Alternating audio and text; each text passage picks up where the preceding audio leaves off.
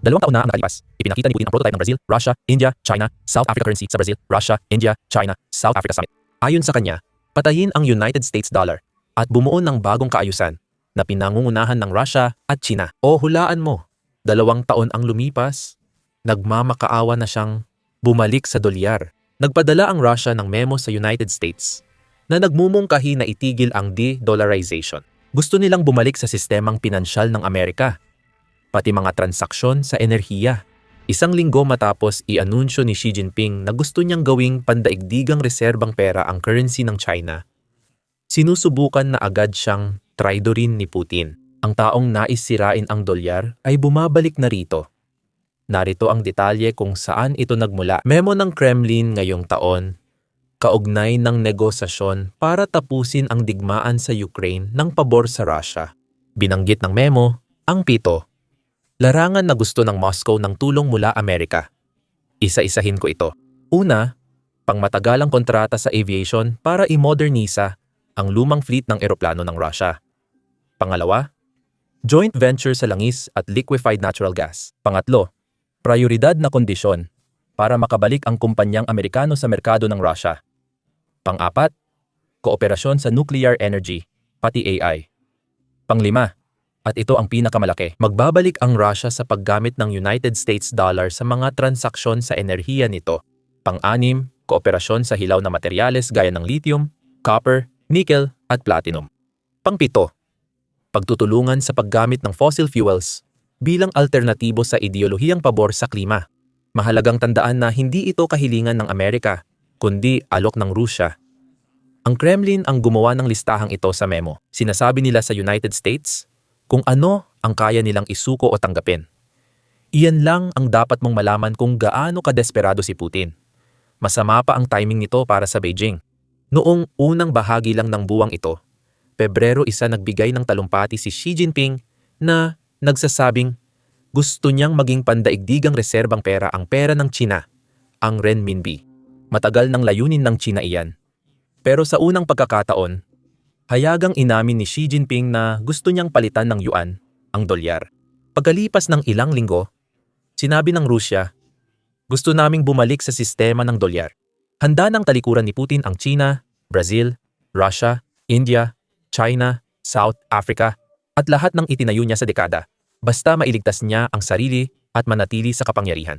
Ironiya, hindi sana sumabak si Putin sa digmaan kung walang tulong ng China.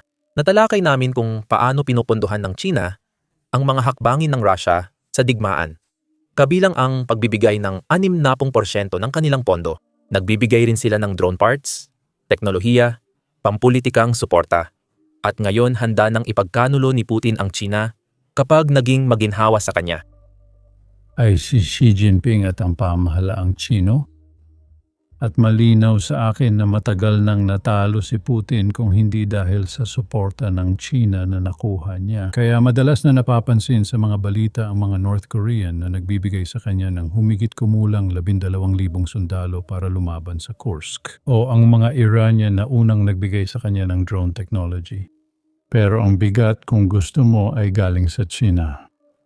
Kapag binabanggit ko ang pagbagsak ng BRICS, may mga Chinese, Russian, at ibang bots na nagda-downvote sa video natin. Kung maaari, pindutin ang like at subscribe button sa ibaba. Malaking tulong ito sa amin. Ngayon, bakit pagtataksilan ni Putin ang pinakamahalagang kaalyado niya? Tama ang hinala ninyo. Ang sagot ay bumabagsak na ekonomiya ng Russia na paubos na rin ang mga opsyon. Sa unang pagkakataon sa maraming taon, sunod-sunod na buwan pinuputol ng Russia ang produksyon ng langis kahit bumababa ang presyo. Bakit ginagawa ito ni Putin? Heto ang ilang dahilan. Una, medyo halata na ito dahil bumababa ang presyo. Hindi na kumikita ang Russia sa pagbomba ng langis mula sa lupa at pagkatapos ay ibenta ito. Nalulugi sila kada kuha ng langis. Pangalawa, epektibo ang mga parusa kaya ayaw na ng ibang bansa bumili ng langis sa Russia. Bukod dito, pati mga bansang Europeo, hindi lang Estados Unidos, ay sinasamsam na rin ang mga barko ng shadow fleet ng Russia. Kaya si Putin ay wala ng paraan para makaiwas sa parusa at maipadala ang langis sa mga bansang nais niyang bentahan. Ngayon, Ilang araw matapos ang huling tinalakay, inanunsyo ng India, pangalawang pinakamalaking customer ng Russia, na mas pipiliin nilang bumili ng langis mula Venezuela kaysa sa Russia. Wala na ang India at China na lang ang bumibili ng lahat. Wala nang ibang mapagbentahan ang Russia, kaya malaking problema ito dahil ang langis ay bumubuo ng halos 40% ng budget ng pamahalaan ng Russia at ang perang yan ang nagpapondo sa digmaan sa Ukraine. 3 bagay ang kailangan para manalo sa digmaan: pera, pera, pera, at nauubusan na si Putin ng mga ito. Grabe na ang sitwasyon sa Russia na pati mga paboritong propagandista ni Putin sa state television ay hayagang pumupuna na sa pagbagsak ng ekonomiya. Pakinggan mo ito. Ano ba ang ating layunin? Oo, matatapos ang digmaan, mananalo tayo, babalik ang mga magigiting. Ano naman ang naghihintay sa kanila? Isang ekonomiyang handang lumikha ng trabaho para sa kalahating milyon. Para yung mga taong sanay kumita ng sahod na higit sa 200,000 rubles o 2,600 at $10 ay pumayag na lang kahit sa 100 at 50,000 o 1,900 at 60 dolyar. Siyempre, may makakapagsabi ba kung saan may ganitong sahod? Pakiusap, sabihin nyo. Nagtatampok ang Moscow ng magagandang numero, pero kahit sa paborito kong lungsod, kahit sa malaking pagsisikap ng pamahalaan ng Moscow, naglalakad ka at napapansin mong nagsasara ang mga restaurant at tindahan. Bakit kaya? Dahil may problema ang mga tao sa pera. May mga bakanting gusali na mga bagong itinatayo sa buong bansa dahil sino ba ang makakabili niyan? Sino ba ang may kakayahang bumili? Ano ang layunin ng sentral na bangko? Ang mahalaga ay huwag gumamit ng mga matatalinong salita tulad ng stagflation o kung talagang masama ang lahat at hindi pa rin natin kayang labanan ang mga walang kwentang indicator na ito, gamitin na lang natin ang salitang technical. Hindi tayo nakakaranas ng recession kundi isang technical na recession at ano ang nagpapa-technical dito? Negatibong dinamika ng paglago. Ang lahat ba ng ganitong pananalita ay may patutunguhan? Ipaliwanag mo nga sa akin. Kapag mismong state media ang umaamin ng problema, ibig sabihin, hindi na maitago ang krisis at hindi lang ito gawa ng mga propagandista. Hayagan ng tinutukoy ng mga ekonomista ng Rusya ang sakunang ekonomiya at direkta nilang sinisisi si Putin. Sabi nila, natalo ni Putin ang digmaan at sinira ang kinabukasan ng Rusya. Hindi maiisip ang ganitong pagtutol noong nakaraang taon, pero ngayon ay nagiging karaniwan na. Heto, may ekonomistang Ruso, si Dmitry Orskin. Pakinggan natin siya. Naintindihan niyo ni Putin? Alam ni Putin na kailangan niyang makipag-usap. Kaya. Ang katotohanan na nauwi lang sa ilang libong kilometro kwadrado ng hindi pa nasasakop na teritoryo, ang lahat ng magarbong pananalitang ito ay nangangahulugang matagal nang naglaho at nawala ang ideya ng pagsakop sa Kiev at parada ng tagumpay doon. Ang tagapagtipon ng mga lupain ng Rusya, nabigo ang palabas niya dahil napahiya niya ang ideya ng Rusya kung meron man talaga. Napahiya niya ang kulturang Ruso, napahiya niya ang wikang Ruso. Sinira niya ang lahat ng kaya niya. Hindi pa napagtatanto ng mga Ruso ang problema at ayaw nila itong tanggapin dahil para sa kanila, pagtanggap dito ay pagtanggap na sila ay bigo. Mas gusto nilang isipin na sila ay nagwagi at bumangon mula sa pagkakaluhod. Hulaan mo? Nauuna na sa labanan ang mga problemang pang-ekonomiya. Ngayon lang sa digmaang ito, mas maraming sundalong namatay sa Russia kaysa sa kanilang nare-recruit. Hindi lang ito casualty, patay at sugatan. Ang tinutukoy ko ay mga namatay talaga. Mas marami nang namamatay na Ruso buwan-buwan kaysa sa bagong sumasali sa hukbo ni Putin dahil wala ng pondo si Putin para sa malalaking bonus.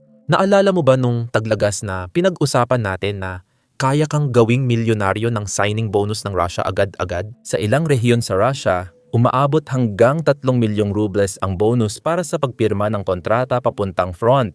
Para sa maraming Ruso na walang ekonomikong oportunidad, pangarap iyon. Kahit may panganib, basta maalagaan ang pamilya. Ngunit nagbabago na ito ngayon. Malaki ang ibinaba ng bonus. At napansin ng mga Ruso na mas malaki ang panganib kaysa sinabi ng gobyerno. Dumadami ang sugatan at namamatay, pero kaunti ang nare-recruit. Hindi pumapabor kay Putin ang mga numero at pinagmamasdan ito lahat ng China. Nakikita nilang handang mag-traitor si Putin. Bumabagsak ang ekonomiya ng Russia, kaya kumikilos na sila para sa sarili. Kahapon, nagkita sina Wang Yi, Foreign Minister ng China, at Foreign Minister ng Ukraine. Heto ang mahalagang bahagi. Nangako talaga ang China na magpapadala ng mga energy aid package sa Ukraine. Isipin mo yon, ang tinuturing na pangmatagalang kaalyado ng Russia na walang limitasyon ay ngayon nagpapadala na ng tulong sa Ukraine. Maingat ang Beijing sa mga desisyon nito. Kung matalo ang Russia, nais ng China na mapunta sa panig ng panalo. Paano matatapos ang digmaang ito? Hindi sa labanan kundi sa ekonomiya ng Russia. Narito si German Chancellor Friedrich Merz na nagpapaliwanag nito sa Munich Summit ngayon. Sa aking personal na palagay, ito ang aking sariling pananaw na magtatapos lang ang digmaang ito kapag ang Russia ay kahit papaano ay ubos na sa ekonomiya at posibleng pati sa militar. Papunta na tayo sa panahong iyon pero hindi pa tayo nandoon, papalapit pa lang tayo sa panahong iyon. At sinabi ko sa aking talumpati na marami na tayong nagawa para makamit iyon pero hindi pa tayo nandoon. Dapat itigil ng Rusya ang digmaan sa Ukraine at gawin natin ang lahat ng makakaya. Kailangan nating gawin ang lahat para mapunta sila sa puntong wala na silang nakikitang benepisyo sa pagpapatuloy ng malupit na digmaan na ito. Hindi pa tayo naroroon pero tingnan mo, mas matagal na ngayon ang digmaang ito kaysa sa ikalawang digmaang pandaigdig. Napakasama nito. Nasa kamay ng Rusya ang pagtigil nito pero nasa kamay din natin ito. Nagkaisa ang Amerika, Europa at Ukraine para dalhin sila rito. Matatapos lang ang digmaan kapag bumagsak ang ekonomiya. Hindi kailangang matalo si Putin sa labanan, kundi maubusan lang ng pera. Nawalan na si Putin ng 1.2 milyong Ruso sa kaswalti. Pero hindi siya tumitigil dahil wala siyang pakialam sa buhay nila. Pero kailangan niya ng pera para ipagpatuloy ang laban. At araw-araw ay pabawas ng pabawas ang pera niya para pondohan ang kanyang digmaan. Iyan lang ang masasabi ko sa inyo. Ako si Sam at magkikita tayo sa susunod na video.